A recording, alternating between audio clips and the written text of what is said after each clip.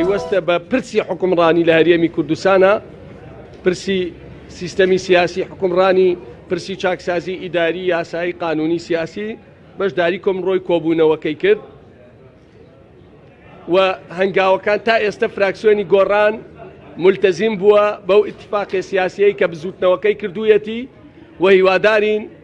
هەموو لایەنەکان بۆ هەنگاوەکانی تر بە تایبەت پرسی چاکسازی کە باسی لێوەکەین التیزام بکەن. و لێرە بە گرنگ گێزانم خەڵکی کوردستان و سەرجەم لایەنە سیاسیەکان لە پرسی مەترسیدار ئاگادار کەمەوە. دۆخی ناوچە کوردستانیەکان لە مەترسیەکی ئێجگار گەورایە. ناکۆکی زیاتری نێوان لایەنە سیاسیەکان ئەم مەترسیە زۆر زۆر گەورەترەکە و پلانێک هەیە بۆ چۆڵکردنی ئەو ناوچانە بە عەزێتدانی کوردەکان وەک زەمینە خۆشکردنێک بۆ سەرژمێری ساڵی 2020 کە بڕیارە لە عێراقا بکرێ. ئەم سیاسەتە ئەگەر بەردەوام بێت لایەنە کوردستانیەکان کۆک نەبن لەسەر پلانێک بە دڵنیاییەوە کورد لەو مەنتیقانە دەرەکرێت ئازارە درێت لە نەتیجا لە سەرژمێری ساڵی 2020 کورد ئەبێ بە کەمینەیەکی مەترسیدار. بۆیە بزوتنەوەی گۆڕان لە سۆنگەی بەرپرسیارەتیەوە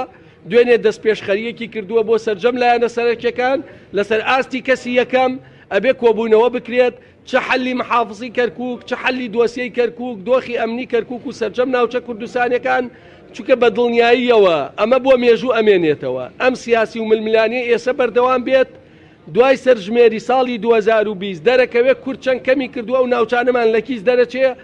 ئەوەی کە کاکنەوشیروان بوو پێشتیش گۆڕان هەموو ئەم شتانە کاتین ئەوەی ئەمێنێتەوە ئەرزە ئەوەی ئەمێنێتەوە خاکە ئەوەی ئەمێنێتەوە نەتەوەیە. خاڵێکی تر کە گرنگە بەلای ئێمەوە ئەوەیە بەپێ ئەو ڕێکەوتنەی کە هەیە یاخود بەپێ ئەو قسە جدیانەی کە کراوە پرسی پێکێنانی حکومەت لە نزیکترین کاتایە کە بەپێ و پلانەی بۆی دانراوە پێش 26 حکومەت تەشکیل بێ و ڕاستەوخۆ پرۆسەی چاکسازی پرسی و چاکسازی بێتە پەرلەمان کە ئەمە هۆکاری سەرەکی بەشداریکردنی بزوتنەوەی گۆڕان بووە لە حکومەتە چونکە لە پرسە سیاسیەکە دوو بەش بووە بەشێکی هەڵبژاردننی سەرۆکی هەرێم لە پەرلەمان بەشێکی دەسڵاتەکانی ئێمە بەشێکیمان پێکراوە و سروشتی دانووسانی شوایە کە ئەوە نییە بەڵام بۆ پرسی چاکسازی ئەوەی زانیومانە ئەوەی درکمان پێکردووە ئەوەی لە 2009 باسمان کردووە لە ئیتفاقیەکانە هەیە و لێرەشەوە داوا لە خەڵکی کوردستانەکەی ئەوەی لەسەر پرسی چاکسازی دوو بەشە بەشی خەرجی کە بریتە لە موچەی مۆزەفینی گەندەڵی بندیوار خانەنشینی بالە باڵا خانەنشینی سەربازی ئەوەی بەنایاسایی سەربازی وەرەگرێت ئەوەی دوو موچەی هەیە ئەوەی کەمەندامی سەنگەر نییە لە لیستەکایەت وە تا دواتر یەکەی ژمێریاری هێزە چەکدارەکان کە گەندەڵی زۆری تیا پرسێکی وردە و دوای پرۆژەکە بڵاوەکەینەوە تێ سەرنجێکی هەیە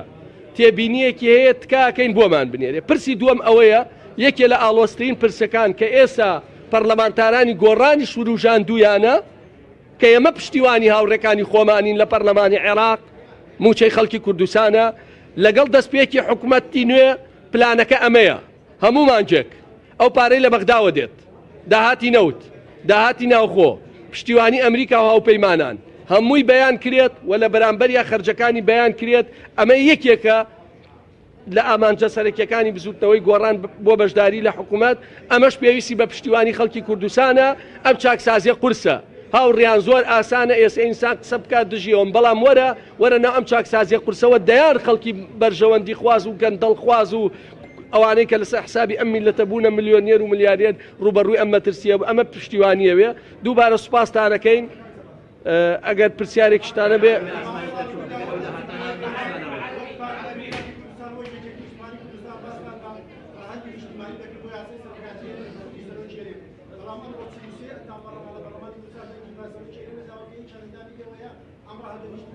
ئێمە پێمان وایە پرسی سەرۆکاتی هەرێم ڕاندێکی نیشتیمانی هەیە پێشووتریش برادران یەکێتی نیشتیمانی لەسەر قانونی سەرۆکاتی هەرێمین کرد من لەسەرتا ئاماژەم پێدا ئەم ناکۆکیانەی لەسەر پارێزگای کەرکووک کە ئێمە هیواداری حەل کرێ و تەسیرات لەبەر دروست نەکا دیسانەوە تاکی دەکەینەوە خواست ئێمە هەمووی ڕازی نەبووە هێشتومانەتەوە بۆ نووسینەوەی دەستور و لە نووسینەوەی